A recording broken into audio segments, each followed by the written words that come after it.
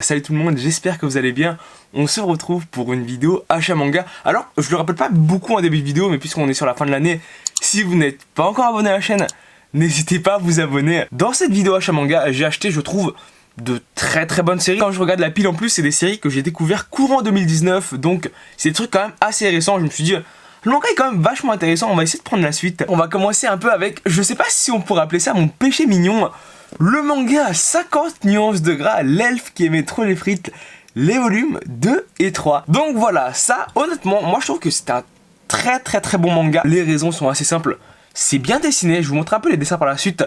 Il y a un scénario original sans trop de prise de tête. Il y a du ecchi et c'est quand même assez drôle. Dès qu'on ouvre le tome 2, on sait à quoi s'attendre déjà. Et vous pouvez voir que c'est quand même très bien dessiné. C'est un manga qui se base quand même pas mal sur le fanservice et sur... voilà, les personnages féminins. Sinon, c'est pas mal de sketchs sans prise de tête. C'est sûr que si tu lis que des seinen, genre Ikigami, les Naoki Urasawa, Monster, Billy Bat ou des mangas comme Vagabond, ça va pas être trop ton délire de manga. Quoique on peut aimer les deux, hein. Moi j'aime bien les deux genres. Ce que je trouve bien dans le manga, c'est que oui, il y a du ecchi, je pense que vous vous en doutez quand même pas mal. Sauf que le manga se repose pas tant que ça sur le ecchi. Si on retirait le côté ecchi du manga, moi je trouve que ça perdrait un peu son charme, mais en soi le manga resterait bon. Donc... si vous aimez le ecchi, si vous aimez les mangas un peu assez légers, alors c'est pas vraiment de la romance, mais ça s'y rapproche un peu. Je vous invite vraiment à découvrir la série, surtout que c'est une série actuellement assez courte, en 4 tomes. Après, je m'en doute bien que ça plaira pas à tout le monde, mais au moins, en achetant le manga, vous saurez à quoi vous attendre. On suit avec le deuxième manga de la vidéo. C'est un manga qui est sorti en 2019, et quand j'ai lu le tome 1, honnêtement, j'ai été très agréablement surpris. C'est le manga Magus of the Library. Alors ça, c'est le tome que je vous ai déjà présenté. C'est le tome 1, mais en vrai, en lisant le manga, je me suis dit, le manga a vraiment beaucoup de potentiel. Pour vous dire, c'est le même auteur que, je vous l'ai déjà dit, mais Seven Garden qui s'est mis en pause en France justement pour faire cette œuvre. Si j'ai pas acheté le tome 1, c'est que j'ai acheté la suite. J'ai acheté le tome 2 et le tome 3. Donc actuellement, c'est tous les volumes actuellement sortis. Ça par contre, contrairement à 50 nuances de gras, je pense que c'est un manga dans le style qui se rapproche beaucoup de l'Atelier des sorciers. Ça peut être lu par tout le monde, c'est fantastique, c'est magique, donc... voilà, c'est pas un truc ecchi romance qui est quand même assez ciblé. En plus de ça, je trouve que le manga est vraiment pas cher par rapport à l'édition. Un tome comme ça coûte 7,90€. Donc 7,90€, on pourrait dire, ouais, c'est dans la marge haute du prix d'un manga. Sauf que, en fait, ça dépend de l'édition et ça dépend du format. Quand on regarde un tome comme ça et qu'on dit, ça vaut 7,90€, c'est vraiment pas cher. Par exemple, à titre de comparaison, et là je vais prendre le manga 50 nuances de gras. Alors, je critique pas du tout le prix du manga 50 nuances de gras. Je trouve que le prix est quand même raisonnable. Mais pour vous dire... ça, c'est le tome 3 du manga Magus of the Library qui coûte 7,90€. Je ne sais pas si ça se voit bien à la caméra, mais la couverture du manga Magus of the Library a une texture quand même assez spéciale. C'est fait pas en plastique, mais plutôt en carton, on dirait. Donc déjà, au toucher, c'est assez agréable, mais le plus impressionnant, c'est le nombre de pages dans un tome. Je vous laisse regarder rapidement le tome 1 de 50 nuances de gras. Et le tome 3 du manga Magus of the Library. Alors, le tome 3 c'est le plus gros des 3 tomes, mais les tomes sont généralement quand même beaucoup plus épais. Même quand on regarde, ça devient de plus en plus épais, crescendo, le tome 1, le tome 2 et le tome 3. Donc comme je vous l'ai dit, moi en lisant le tome 1, je me suis dit, en fait le manga a vraiment potentiel. Déjà le tome 1 était très bon, mais le manga a vraiment potentiel à être excellent. Sauf que le truc c'est que le tome 1 était... surtout quand on y repense, vraiment juste un tome d'introduction. C'est vrai que ça arrive pas souvent, mais de temps en temps, que le tome 1 soit juste incroyable et que la suite, le tome 2, 3, 4, sont mitigés, voire pas très bons. Et c'est un peu le cas du manga Aku le chasseur maudit. Le tome 1 était grandiose, et puis je pense que la majorité des personnes s'accordent à dire, je suis d'accord que pas tout le monde, mais quand on regarde un peu les notes sur internet, les tomes 2, 3, 4 sont vraiment pas exceptionnels. On n'est jamais à l'abri d'une déception. Donc quand j'ai vu que le tome 2 et 3 étaient plus épais que le tome 1 et que j'ai vu qu'ils étaient très épais, je me suis dit, c'est déjà un bon signe. Et avant d'acheter les tomes 2 et 3, je suis allé un peu voir sur internet ce que les gens pensaient. Le manga m'a l'air d'être très bien accueilli. Et surtout que j'ai un peu feuilleté le début du tome 2. Et ça commence un peu avec une petite histoire de romance. Et ça me fait plaisir. Je pense que vous le voyez, j'attends vraiment énormément du manga. Donc... j'espère ne pas être déçu, mais actuellement c'est pas trop le cas. Je vous laisse regarder les couvertures, mais elles sont quand même très belles. Voilà, avec beaucoup de détails. Là j'essaie de pas trop vous spoiler, mais en soi il n'y a pas grand chose à spoiler non plus. Je vous montre quelques planches du manga, mais le dessin est vraiment incroyable. On s'en suit avec le début d'une nouvelle série. Ce n'est autre, je pense que vous connaissez le manga, Goblin Slayer Here's One, donc le spin-off de Goblin Slayer. Alors moi de base je suis pas un très grand fan de spin-off parce que généralement ils essaient de surfer sur la vague d'un manga, genre généralement la plupart des spin-offs de Fairy Tail sont assez osef, sauf la quête de 100 ans, mais la quête de 100 ans, on peut dire à proprement parler que c'est une suite. Moi, la première fois que j'ai découvert le spin-off, c'était en scan, donc j'ai vu le truc, je me suis dit... Un spin-off de Goblin Slayer, je suis vraiment pas convaincu. J'ai laissé un peu sa chance au manga, et en vrai, le spin-off de Goblin Slayer, et moi, personnellement, je trouve quasiment du même niveau que le manga Goblin Slayer de base. D'autant plus que moi, je suis quelqu'un qui n'aime pas trop les préquels. Parce que je pars du principe, je sais déjà ce qui se passe après. Donc est-ce qu'il y a vraiment intérêt à savoir ce qui s'est passé avant? Donc quand j'ai découvert le truc, je suis allé un peu à reculons quand même. Et en vrai, le manga est juste excellent. Ça, c'est le tome 1. Et le manga, comme Goblin Slayer, tu commences avec du viol. Donc la famille du personnage principal qui se fait violer par des gobelins. Et moi j'avais un peu peur en découvrant le spin-off que le dessin soit pas exceptionnel, mais en soi il est quand même très très bon je trouve. Avec ça des petites planches ecchi qui font, on va se le dire, assez plaisir. On continue avec un mangaka qui je trouve est quand même assez reconnu, mais il est pas si connu que ça. C'est Shinichi Sakamoto, ici l'auteur de Innocent Rouge. Innocent Rouge qui s'est terminé au Japon si je me trompe pas en 11 ou 13 tomes. L'auteur de Innocent, l'auteur de Ascension qui va être réimprimé par les éditions Delcourt Tonkam. Alors je sais pas s'ils vont garder les mêmes logos qu'avant, mais je préférais qu'ils gardent les mêmes logos qu'avant, beaucoup moins connus, mais tout aussi qualitatif. Il a fait Né pour cogner, Kiyomaru, et je crois que c'est à peu près tout, Innocent Rouge.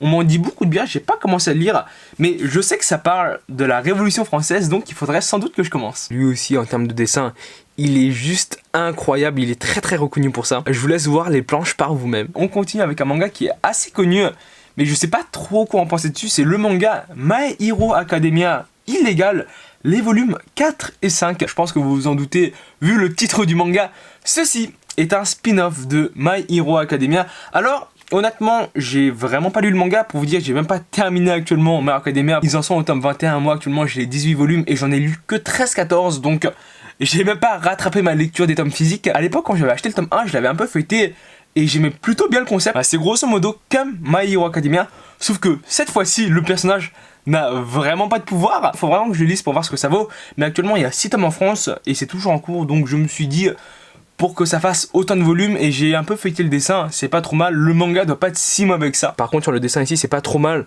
mais comme vous pouvez le voir c'est pas exceptionnel. Il y a beaucoup de blanc, les personnages sont pas très détaillés, même les décors ici, vous pouvez voir que voilà, c'est pas un niveau incroyable non plus, mais je pense que ça suffit largement à apprécier l'histoire. Vu qu'on parlait de My Hero Academia, je n'ai profité pour compléter la série avec les volumes 19 et 20. Comme je l'ai dit, j'en suis actuellement bien loin derrière, j'en suis au tome 14 actuellement, donc voilà, il y a 6 tomes que j'ai pas encore lu. Même j'hésite limite à arrêter de lire le manga et juste regarder l'anime. Mais de toute manière, je continue à compléter la série parce que ça, honnêtement, c'est sans doute l'un des grands classiques de 2019. Même pas 2019 en fait, c'est de 2017-2018.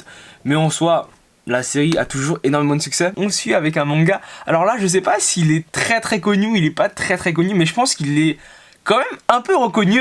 C'est le manga Death-Tube, le volume 11. Qu'est-ce que je pense du manga? Alors moi j'ai les 11 tomes du manga, donc tout est sorti, mais je les ai pas encore tous lus. Pour vous dire, le tome 10 il est encore sous blister, mais j'ai lu les 8 premiers tomes. Honnêtement, le manga a pas un scénario incroyable. En fait, il a même pas vraiment de scénario. Il y a beaucoup de morts. Il y a des scènes que je trouve moi personnellement assez originales. Sans spoiler, t'as des personnages dans un manga classique, tu t'attendrais pas à voir mourir, qui meurt, hein, tout simplement. Je peux comprendre pourquoi ça plaît. C'est assez sanglant, c'est assez cru, mais en même temps, il y a un peu ce côté divertissement derrière. Donc pour moi, un bon manga pour les gens qui adorent les mangas style Gantz, style Gigante. Mais je trouve que c'est un manga quand même assez tout public. C'est gore, sans être malsain. Et c'est ce côté malsain qui est très gênant quand tu lis un manga. Comme vous pouvez le voir, c'est plutôt bon sans être incroyable non plus. Je dirais que le niveau moyen des planches est à peu près à ce niveau-là. Je vous laisse juger par vous-même. On suit avec un manga là. Honnêtement, je sais pas du tout quoi en penser. C'est Lucica. Alors je ne sais pas si beaucoup d'entre vous connaissent, mais je ne le pense pas. Et ça, c'est édité aux éditions Kid de Shikyun. Est-ce que c'est pour les enfants en soi? Je ne pense pas. C'est comme le manga Animal Kingdom qui est par le même auteur que Zatch Bell. C'est édité aux éditions Kyun Kid, mais c'est pas vraiment pour les enfants. Ce genre de manga coûte assez cher parce que tout simplement, alors il n'y a pas de couverture, mais toutes les pages sont en couleur, donc je crois que 9 ça doit coûter vers les 9€, 9-10€. Si j'ai acheté le tome 8, c'est que je possédais les 7 premiers.